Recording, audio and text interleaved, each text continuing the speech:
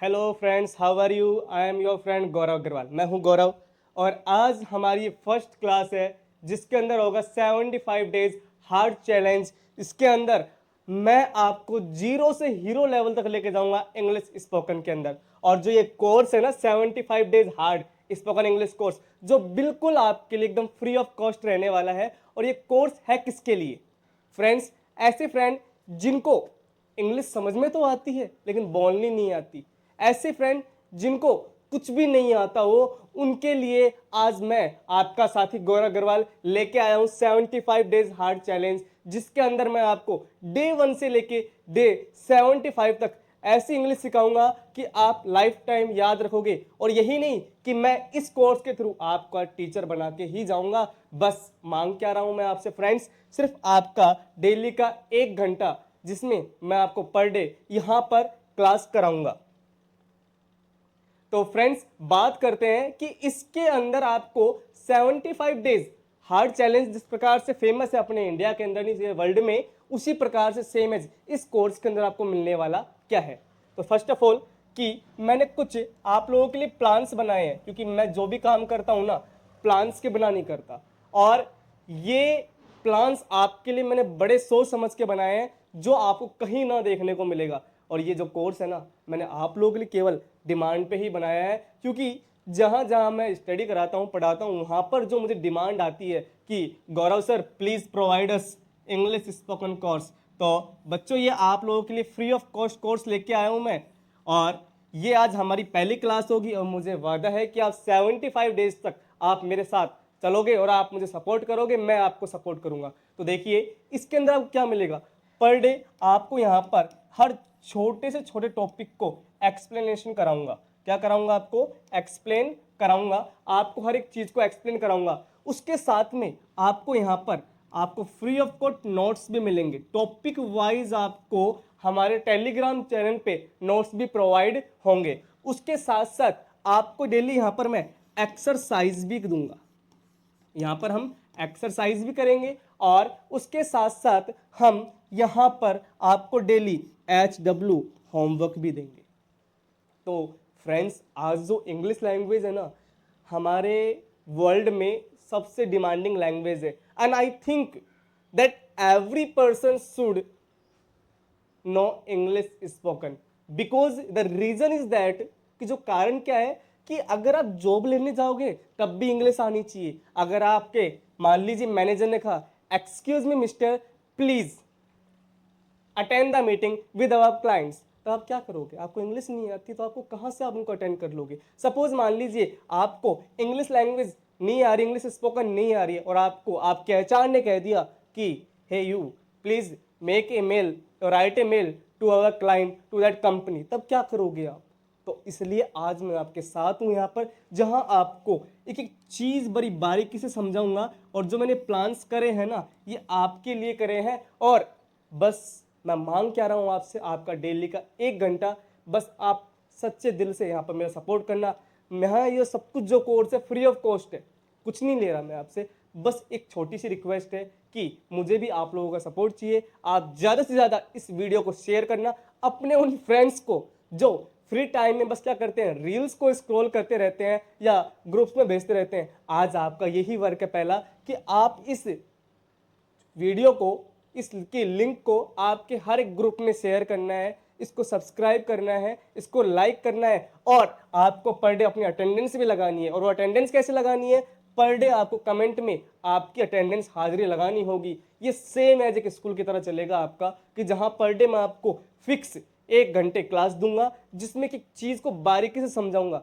कि आप लोगों ने बहुत सारे टीचर देखे होंगे, टीचर 2 टाइप के होते हैं। एक तो वो होता है जो बस आपके समझा जाता है, पढ़ा जाता है, लेकिन मैं उनमें नहीं हूं। मैं यहां पर आपका लास्ट तक सपोर्ट करूंगा, साथ दूंगा, जहां जीरो से लेके हीरो तक लेके जाऊंगा आपको। यानी कि कहने का मतलब है कि यहां पर हम इंग्लिश को जीरो से लेके जाएंगे और हीरो लेवल तक पढ़ेंगे। क्योंकि इंग्लिश स्पोकन आपने क्यों नहीं सीखी?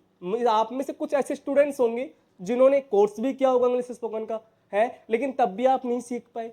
एक सबसे बड़ा कारण क्या होता है कि आपने आज एक वीडियो तो यहाँ देख ली और एक वीडियो उधर देखी। नहीं फ्रेंड्स, आपको कंटिन्यू चलना है मेरे साथ में, और ये मेरी गारंटी है कि मैं आपको इंग्लिश मैन बना के ही छोड़ूंगा, आपको इंग्लिश का टीचर बना के छोड़ूंगा। ये मेरा वादा है, ये गौरव सर का वादा है। तो फ्रेंड्स देखो, सीधी बात ऐसी है कि आप जब किसी चीज के बारे में अध्ययन करते हो तो हमें उसके एक एक जीरो के लेवल को, बारीक बारीक कणों को तैयार करना होता है, उसको सीखना होता है।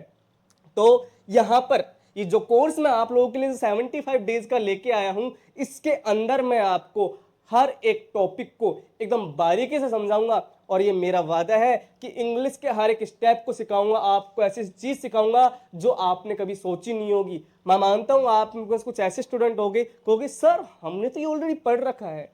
अरे पढ़ रखा है तो एक बार रिवाइज करने में क्या इशू है। आप लोग इसको एक एक चीज को ढंग से लेके चलना, देखना आपको मजा भी आएगा मेरी इस क्लास में। मेरा जो मेन उद्देश्य क्या था इस चैनल को क्रिएट करने का, इस वीडियो को लाने का, क्योंकि मैंने जब मेरे सर्किल में देखा, सराउंडिंग में देखा, मैं भी एक विलेज से बिलोंग करता हूं, ठीक है, और जहां पर मैंने देखा एटलीस्ट 70% के पर्सन ऐसे हैं जिनको स्पोकन नहीं आती, इंग्लिश से रिलेटेड कुछ भी नहीं आता। आज आप कहीं भी चल जाओ, आप इंग्लिश के बिना जीरो हैं, बिकॉज आज की टेक्नोलॉजी, आज का जो जनरेशन है वो बड़ा ही मॉडर्न हो चुका है, जहां पर हर चीज़ की अलग अलग डिमांड होती है। आज सपोज मान लीजिए कि आज मेरी कुछ ऐसी माता बहनें हैं जिन्होंने MA, BEd, BSc, BCom, graduate, post graduate कर रखी है, लेकिन इंग्लिश ना आने की वजह से वो अपने चिंटू का होमवर्क भी नहीं करा पाती। कहती है कि सर मुझे इंग्लिश नहीं आती, प्लीज़ इंग्लिश सिखा दो, मैं अपने बच्चे का काम नहीं करा पाती हूँ। तो मैं चाहता हूं कि वो इंग्लिश सीखे यहाँ से, और ये मेरा वादा है कि हर एक बच्चा जो यहाँ पर आएगा वो इंग्लिश सीख के ही जाएगा, ये मेरी गारंटी है। अगर आप लोगों ने मेरा लास्ट तक सपोर्ट किया तो इट्स माय प्रॉमिस कि you will learn English definitely and you will speak like me very soon and very well, and everyone will ask you how it's possible that you are speaking English. Then you will tell them that yeah, I am an English teacher, I have learned English from Gaurav sir. Okay, then 100% sure, let's friends start करते हैं आज की जो journey है। सबसे पहले day first को तो देखिए, सबसे पहली बात है कि जो इंग्लिश है वो कहाँ से है, कि हम जानते हैं कि जो हमारी इंग्लिश है, ठीक है, उसके अंदर अल्फाबेट्स होते हैं, A B C D E F Z तक होते हैं। ए टू जेड तक क्या होते हैं, अल्फाबेट्स होते हैं। ए टू लेके जेड तक क्या होते हैं, अल्फाबेट्स होते हैं। उसी प्रकार से हम जानते हैं कि हिंदी भाषा में कितने वर्ण होते हैं, 52 होते हैं। हिंदी वर्ण वर्ण कितने होते हैं बच्चों, 52 होते हैं। उसी प्रकार अंग्रेजी भाषा में भी जो हमारे अल्फाबेट्स होते हैं वो कितने होते हैं, 26 लेटर्स होते हैं। कितने लेटर्स होते हैं, 26 लेटर्स होते हैं। और इन 26 लेटर्स को हमने दो पार्ट में डिवाइड कर रखा है। कितने पार्ट में डिवाइड कर रखा है, दो पार्ट में। तो आप लोग समझ गए होंगे कि हिंदी में कितने वर्णमाला होती है भैया, 52 वर्णमाला होती हैं। उसी प्रकार से हमारे इंग्लिश के अंदर टोटल 26 अल्फाबेट्स होते हैं, जिनको हमने 2 पार्ट्स में डिवाइड कर रखा है। कितने पार्ट्स में डिवाइड कर रखा है, 2 पार्ट्स में डिवाइड कर रखा है। तो आप सब जानते हो, या आप कह रहे हो, कुछ आप में से कहेंगे अरे सर हम तो ये सब जानते हैं, हमें पता है कि इंग्लिश में 26 लेटर्स होते हैं और हिंदी में 52 वर्णमाला होती है। बट आई नो आप जानते हो। अगर आप जानते हो तो क्या इशू, थोड़ा सा शांति से देख लीजिए इसको, आगे आपको बहुत कुछ देखने को मिलेगा। और मैंने क्या कहा था कि मैं आपको जीरो से लेके जाऊंगा और एडवांस लेवल तक बना दूंगा इंग्लिश के अंदर। बिकॉज आप लोगों ने एक बिल्डिंग देखी कभी, आप लोग देखते हैं यार क्या शानदार बिल्डिंग है, तो आप उसकी बेसिक्स को नहीं देखते कि उसमें क्या क्या काम किए गए हैं। सबसे पहले नींव भरी जाती है ना बिल्डिंग के अंदर, तो नींव अगर मजबूत होगी आपकी तभी तो आप भी इंग्लिश बोलना सीखोगे। तो उसी प्रकार से हम सबसे पहले अपनी नींव को मजबूत करेंगे और उसके बाद में हम खुद की अपनी इंग्लिश स्पोकन की बिल्डिंग को क्रिएट करेंगे। और ऐसी बिल्डिंग क्रिएट करेंगे कि लोग देखने वाले देखते रह जाएंगे, सुनने वाले हैरान हो जाएंगे कि भाई साहब ये क्या हुआ, ये कैसे हुआ, हाउ इट्स पॉसिबल। और आप लोग इसको पॉसिबल करोगे और मैं करके दिखाऊंगा आप लोगों के लिए।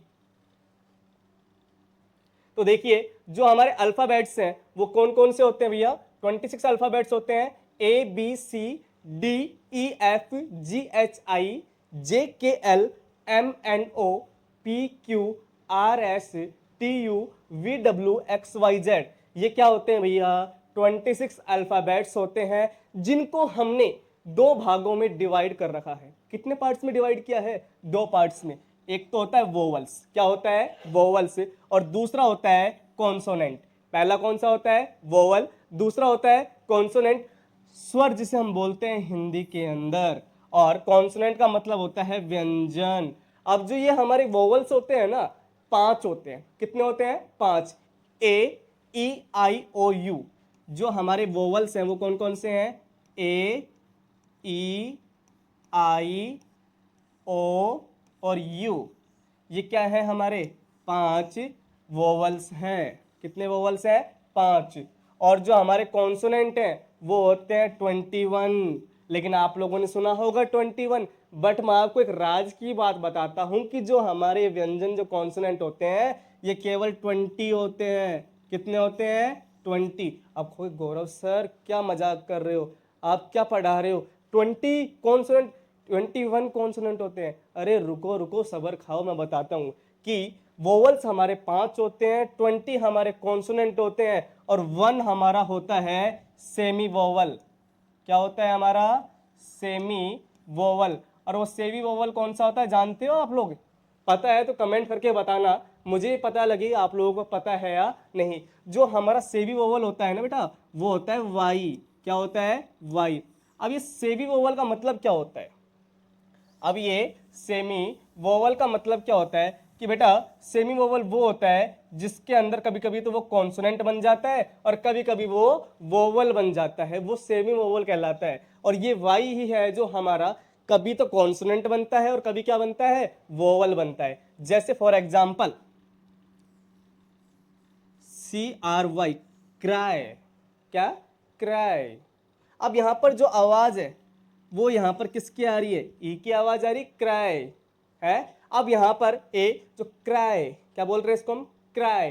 तो ए है, तो यहां पर जो साउंड है वो किसकी आ रही है बेटा? वोवल की आ रही है। किसकी आ रही है? वोवल की। ठीक है। अब जैसे मान लो येलो, क्या भैया? येलो।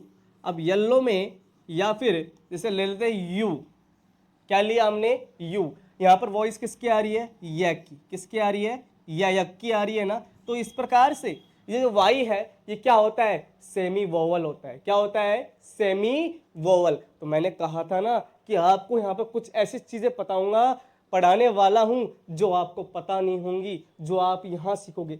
कोई टीचर नहीं बताता, लेकिन मैं बताऊंगा आपको ये सारी चीजें, आपकी चीज को क्लियर करूंगा। आपकी जो नींव है, जो बेसिक है, उसको पूरा क्लियर करने का मैंने वादा ले लिया है आपसे, और उसको क्लियर करके ही जाऊंगा। तो आपने क्या सीखा कि वोवल्स तो कितने होते हैं हमारे? 5। कॉन्सोनेंट कितने होते हैं? 20। और एक होता है हमारा सेमी वोवल जो होता है वाई। वैसे तो हम इंग्लिश लैंग्वेज में इसको 21 ही मानेंगे, लेकिन मैंने एक आपको बहुत ही गहरी राज की बात बताई है जो आपको शायद कभी पता नहीं होगी। तो हम आगे चलते हैं हमारी क्लास की ओर।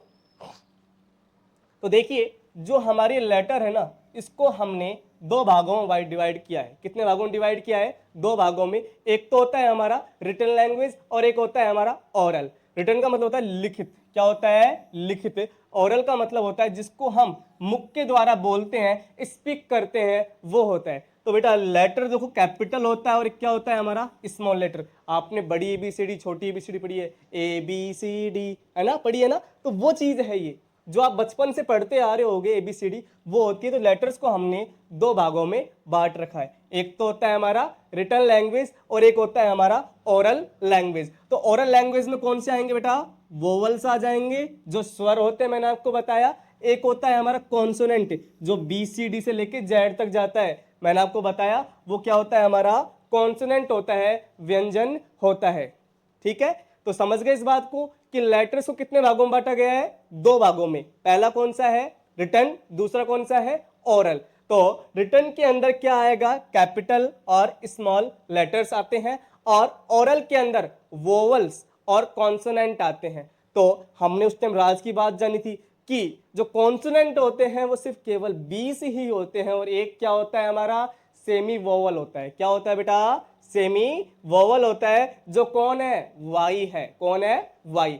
तो मैंने कहा था ना कि आप कुछ बहुत कुछ सीखोगे। बस मैं आपसे डिमांड क्या कर रहा हूँ, इस वीडियो को ज़्यादा से ज़्यादा अपने ग्रुप्स में शेयर करना है, अपने फ्रेंड्स को भेजना है, और स्पेशली उस दोस्त को जो आपको पूरे दिन रील्स भेज के परेशान करता है, तो कॉल ले भाई, तू पूरे दिन फ्री रहता है, तेरे को इंग्लिश सिखवाता हूँ मैं।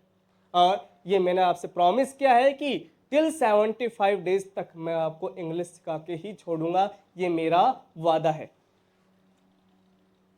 तो देखिए, जो लैंग्वेज की सबसे छोटी यूनिट होती है वो क्या होती है बेटा, लेटर होती है। क्या होती है, लेटर। कि जो भाषा की जो सबसे छोटी यूनिट है वो क्या होती है, लेटर होती है। और जो लेटर्स कौन कौन से होते हैं, मैंने बताया था आपको, ए बी सी डी, ये जितने भी होते हैं वो सारे क्या होते हैं, लेटर्स होते हैं। और जो लेटर्स का एक ऐसा ग्रुप है जिसका अपना अर्थ निकलता हो वो क्या कहलाता है, वर्ड कहलाता है। क्या कहलाता है बेटा, वर्ड कहलाता है। यानी कि वर्ड का मतलब क्या होगा कि हमने कोई भी इन लेटर्स का ग्रुप बना लिया। क्या बना लिया, ग्रुप बना लिया।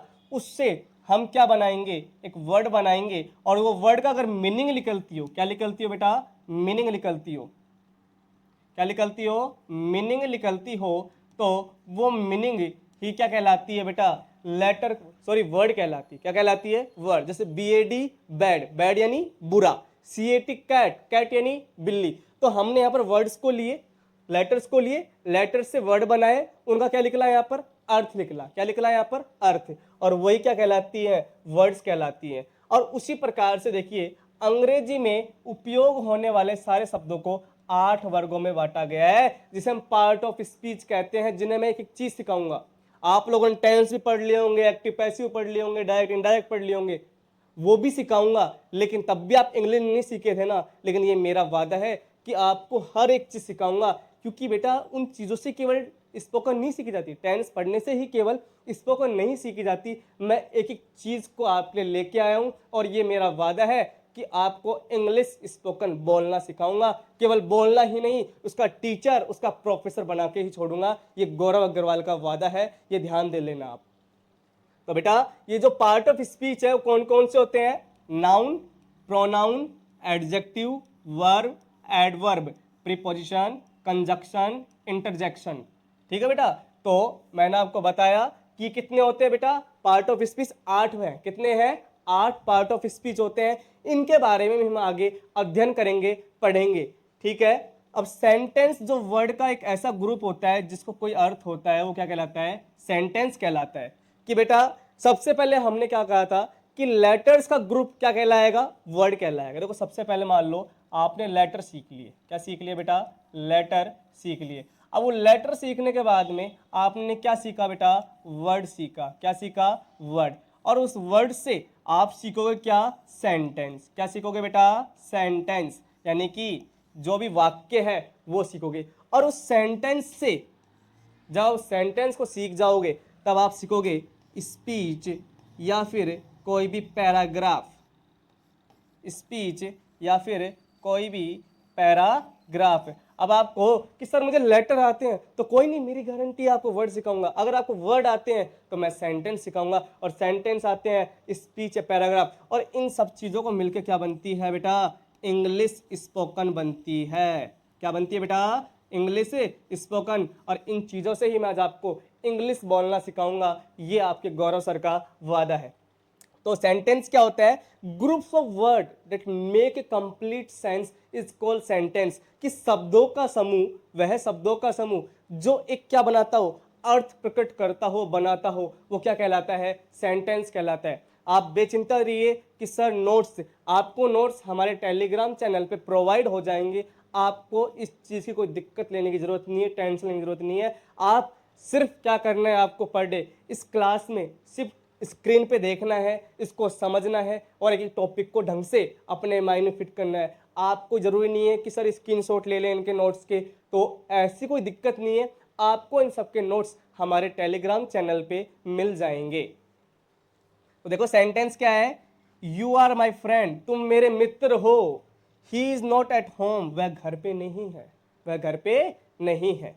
अब आप जानते हो, आपको एक चीज बताने वाला हूँ आज, सबसे बहुत बेसिक की बात। आज आपको इंग्लिश में मैं साइंस सिखाता हूँ थोड़ी सी, कि आप जानते हो ये जो साउंड है ये आती कहाँ से है, पता है किसी को कि जो साउंड है ये आती कहाँ से है। देखो साउंड के लिए हमने 3 लेवल बांटे हैं। कितने लेवल बांटे हैं? 3 लेवल। ए हमारा स्टमक, बी हमारा ये टोस्टन का है, और सी हमारा ये है माउथ का जो पार्ट है, इसको तो हम ले लेंगे सी पार्ट। ये बी पार्ट हमारा क्या है? ये जो रेस्पिरेटरी सिस्टम है ना, ये वाला, ठीक है, जो रेस्पिरेटरी सिस्टम यहाँ से है, ये वाला स्टमक हो गया, ये हो गया, और सी हो गया। तो देखिए, आप लोग सोचते हो कि भाई हवा फूलती है, देखा जाए पेट गैस बन गई, नहीं, पेट फूलता है, ठीक है। तो क्या होता है कि बात ऐसी है, आप लोग जब आवाज़ निकालते हो, वॉइस क्रिएट करते हो, तो क्या होता है, सबसे पहले जो हवा है वो पेट से ऊपर की ओर आती है, और जो हमारे यहाँ के 2 पार्ट्स हैं, जो गला दिख रहा है ना, ये है ना, ये दिख रहा है ना, यहाँ का, ये आपस में क्या होते हैं? टच होते हैं, और फिर उसके बाद में ये ऊपर से जो हवा है वो हमारे मुंह के थ्रू निकलती है, और उससे वॉइस क्रिएट होती है। ये हमारे वोकल कॉर्ड्स होते हैं। क्या होते हैं बेटा? वोकल कॉर्ड्स होते हैं, और इन वोकल कॉर्ड्स से ही साउंड का प्रोडक्शन होता है। किसका होता है? साउंड का प्रोडक्शन होता है, इससे ही हमारी साउंड निकलती है। तो देखा, साइंस भी थोड़ा बहुत पढ़ा ना हमने इंग्लिश के अंदर। कोई नहीं, तुम थोड़ी बहुत तारीफ कर देना गौरव सर की, क्या दिक्कत है? देखो, गौरव सर ने तुम्हें साइंस ही पढ़ाई है, but don't worry, you will 100% sure speak English. Okay, बस करना क्या है? खुद में इतना विश्वास रखना है कि आप लोग डेली यहाँ आना है क्लास में, डेली आपको पढ़ना है, अंडरस्टैंड करना है, और कोई भी अगर आपका डाउट सेशन है, आप उसको ग्रुप्स में या कमेंट में छोड़ देना, सबका मैं रिप्लाई दूंगा, सारे कमेंट्स मैं पढ़ता हूँ, आप उस चीज़ के बेफिक्र रहना। और आपको नोट्स वगैरह, एक्सरसाइज सीट वगैरह सारी आपको हमारे टेलीग्राम चैनल पे प्रोवाइड हो जाएंगी।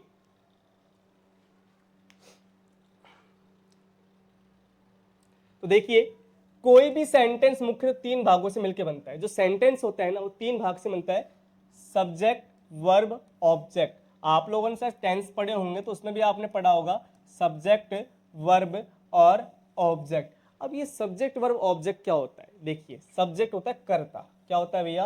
कर्ता। कि जिस भी वाक्य के अंदर सेंटेंस में जो कार्य को करने वाला होता है, वो क्या होता है बेटा? सब्जेक्ट होता है। और वर्ब क्या होती है? क्रिया। क्या होती है भैया? क्रिया। अब ये जो वर्ब है, ये 2 पार्ट में डिवाइड है। इसके बारे में आगे बहुत डिस्क्राइब करेंगे हम टेंस के अंदर। एक चीज आपको क्लियर करूंगा, बेफिक्र रहना। जो हमारी वर्ब है, 2 होती है। एक तो होती है बेटा हेल्पिंग वर्ब, एक होती है मेन वर्ब, ठीक है। जो ये हेल्पिंग वर्ब है, ये हमें टाइम की नॉलेज क्रिएट करती है। किसकी नॉलेज करती है बेटा? टाइम की नॉलेज क्रिएट करती है। किसकी नॉलेज बताती है बेटा? टाइम के बारे में। हेल्पिंग वर्ब जो सहायक क्रिया होती है, उसके थ्रू तो पता लगता है कि ये कौन सा सेंटेंस है, किस टाइप का सेंटेंस है। और जो मेन वर्ब, जो मुख्य क्रिया होती है, जो आम किया जाता है, जो भी काम है, जो एक्शन है हम करते हैं, वो ही क्या होता है बेटा? मेन वर्ब होती है। क्या होती है बेटा? मेन वर्ब होती है। तो देखिए, सब्जेक्ट उस शब्द के या शब्द समूह को कहते हैं जिसके बारे में सेंटेंस में कुछ कहा जाता है। सब्जेक्ट की जगह पर नाउन या प्रोनाउन का यूज भी किया जाता है। जैसे नाउन क्या होता है? Name of any person, place, animal और ए थिंग। मैंने बताया था कि जैसे राम हो गया, जोधपुर हो गया किसी प्लेस का नाम, टेबल कोई मान लीजिए वस्तु हो गई, कोई थिंग हो गई, ठीक है, कोई एनिमल का नेम आ गया। तो किसी भी चीज़ का pronoun, I, my, me, we, you, they, सारे क्या होते हैं बेटा? प्रोनाउंस होते हैं। इनके थ्रू क्या होता है? ये होते हैं। इसे मोस्टली 2 कैटेगरीज में रखा जाता है, इनको 2 भागों में रखा गया है। वो कौन कौन से हैं? सब्जेक्ट होते हैं 2। एक तो होता है, पहला भाग है ही, सी, इट, नेम और सिंगुलर, यानी कि जो एक वचन हो। जो सिंगुलर होते हैं वो, जो नेम हो, सिंगुलर हो, जैसे ही यानी वह, सी यानी वह, इट यानी यह, और किसी का नाम आ जाए वो, ठीक है। और जो प्लूरल, जो सेकंड कैटेगरी है, उसमें क्या आएगा बेटा? आई, मैं, यू यानी तुम, दे यानी वे, वी यानी हम, और प्लूरल बहुवचन। तो इस प्रकार से बेटा ये जो सारी चीजें हैं, इनको हमने 2 भागों में बांटा है। तो सब्जेक्ट को कितने भागों में बांटा गया है? 2 भागों में। पहला भाग कौन सा है? ही, सी, इट, नेम, या फिर कोई भी सिंगुलर थिंग, है ना। और उसके बाद में दूसरा भाग है आई, यू, दे और वी। ये सारे क्या है बेटा? प्लूरल के पार्ट है। अब देखो, क्लास में आपको बहुत कुछ सीखने को मिल रहा होगा, सब कुछ नया नया देखने को मिल रहा होगा। जानता हूँ आप में से कहते सर हमने तो बहुत बेसिक हम जानते हैं, तो लेकिन आपको इतना नहीं पता था जो आप जानने को देख रहे हो। और ये मैंने आपसे वादा किया था कि बेटा आपके हर एक चीज को क्लियर करूंगा। अगर ध्यान दे लेना, आपने अपने बेसिक को क्लियर कर लिया ना बेटा, तो ये मेरी गारंटी है कि इंग्लिश लैंग्वेज के अंदर आप कभी भी मात नहीं खाओगे। आपने अगर बेसिक क्लियर कर लिया तो कोई भी दिक्कत नहीं होगी आपको इंग्लिश के अंदर, आप आराम से उसका सॉल्यूशन कर दोगे चुटकी के अंदर ऐसे। ठीक है, अब देखिए ये जो हमारे सब्जेक्ट्स हैं इनको मैंने कुछ इस प्रकार से बांटा है। आप देखिए कि जो आई है इसका मतलब वो क्या क्या निकलता है, मैं, मुझे, मुझको, मेरे। ठीक है, अब खोगे सर आई का मतलब तो मैं होता है, इतने अर्थ कहां से निकल गए इसके। तो बेटा एक फॉर एग्जांपल सपोज मान लीजिए मैंने कहा, सपोज मान लीजिए मैंने कहा कि this pen, this pen, this pen क्या है बेटा, ये दिस पेन, कि यह पेन मुझे राम के द्वारा दिया गया है। सपोज छोड़िए कि मैं मार्केट से आ रहा हूं, I am coming from market, कि मान लीजिए मुझे किताब खरीदनी है, मुझे किताब खरीदनी है। तो अब मुझे के लिए क्या होगा, आई बोलोगे ना आप, मुझे के लिए क्या बोलोगे, आई बोलोगे। मैंने आम खाया था, मैंने आम खाया था, आई एट मैंगो, आई एट मैंगो। तो बेटा देखा सब में अलग अलग अर्थ निकल रहे हैं। इसी प्रकार से वी का क्या निकलेगा, हम, हमें, हमको, हमारे, यू, तुम, आप, आपको, आपके। अब तुम का मतलब भी यू है, आपका मतलब भी यू है। तो देखो आपको यहाँ पर हर एक चीज अलग देखने को मिल रही होगी। आपने जो कुछ इतना कुछ जाना था, कभी कभी कभी आपने इतना कुछ पढ़ा था क्या कि आप लोग सिर्फ इनका अर्थ ये समझते थे कि आई का मतलब मैं होता है, यू का मतलब तुम होता है। तो ये चीजें आज आपको मैंने इतने तरह से क्रिएट कर दी है, बहुत अलग टाइप में समझा रहा हूँ पूरा डिस्क्राइब करके। तो आपको देखने को मिल रहा होगा कि किस प्रकार से मैंने स्पेशली मटेरियल आपके लिए प्रोवाइड करे हैं। तो इस प्रकार से आप इनको देख सकते हो, आपको हर एक चीज को क्लियर कर दिया यहाँ पर कि आपको अलग अलग इन सबके अर्थ देखने को मिल रहे होंगे। तो बच्चों मैंने तुमसे वादा किया था, तो देख लो, तुम खुद देख सकते हो कि तुम्हें कितना कुछ नया सीखने को यहाँ पर मिल रहा है।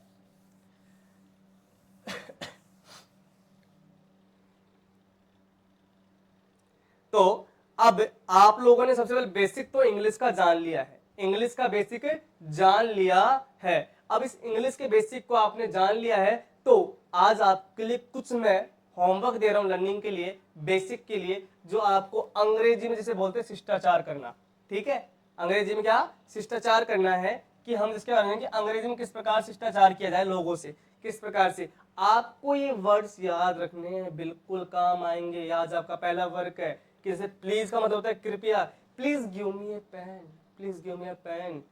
थैंक्स, थैंक्स धन्यवाद देने के लिए। वेलकम स्वागत है, अलाउ मी मुझे अनुमति दे।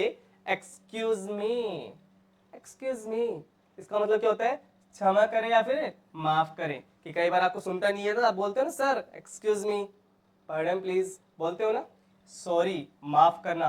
इट्स माई प्लेजर, यह मेरा सौभाग्य है। दैट इज ऑल राइट, वह बिल्कुल ठीक है। आफ्टर यू, आपके बाद।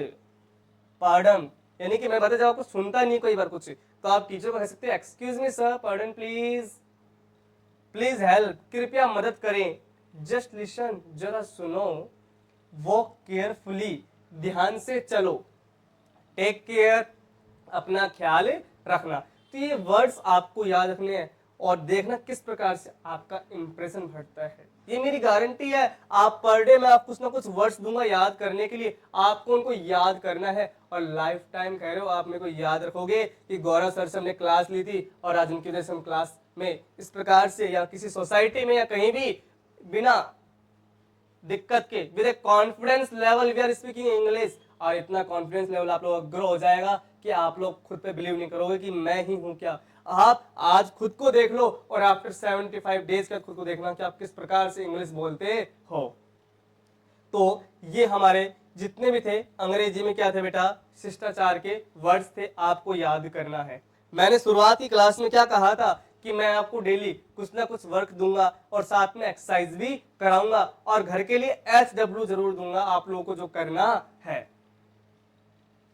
तो बेटा आज मेरा जो टॉपिक है आप लोगों के लिए वो क्या है, टॉपिक है माई फैमिली। क्या है बेटा, माई फैमिली, मेरा परिवार।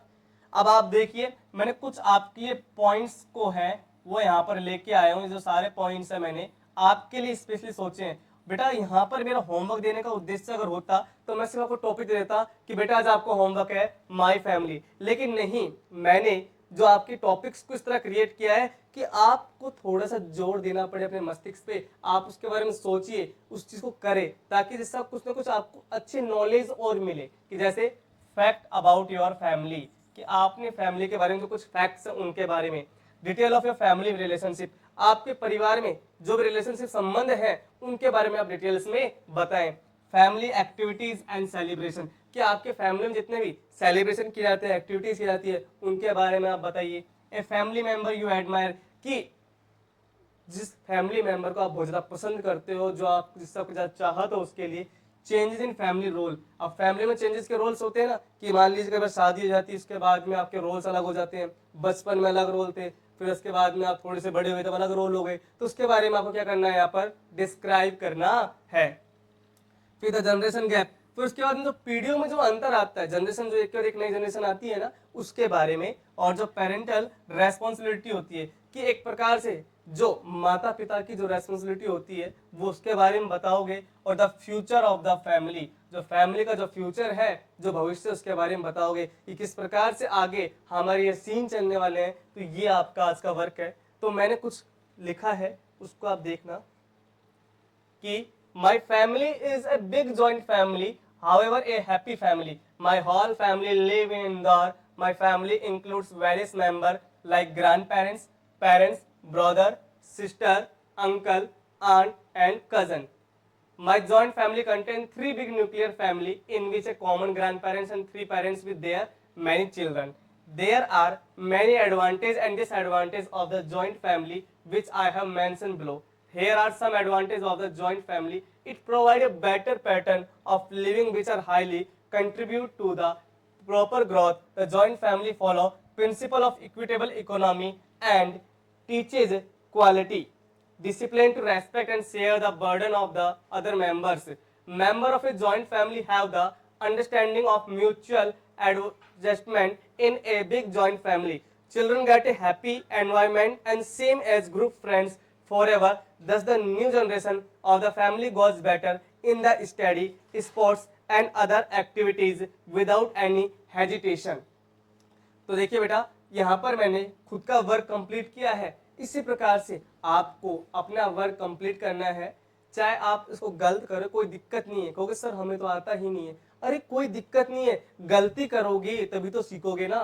तो आज आपका जो वर्क है, आपको ये वर्क कंप्लीट करके किसमें करना है बेटा, हमारे जो टेलीग्राम का जो चैनल होगा उसका एक ग्रुप होगा, उसमें आपको उसको सेंड करना होगा। जो आपका टेलीग्राम का चैनल है वो नीचे मेंशन कर दिया गया है, पिन के नीचे कमेंट्स में डाल रखा है, उस पे जाके आप इसको कर सकते हो। ये वर्क आपको 100% करना है।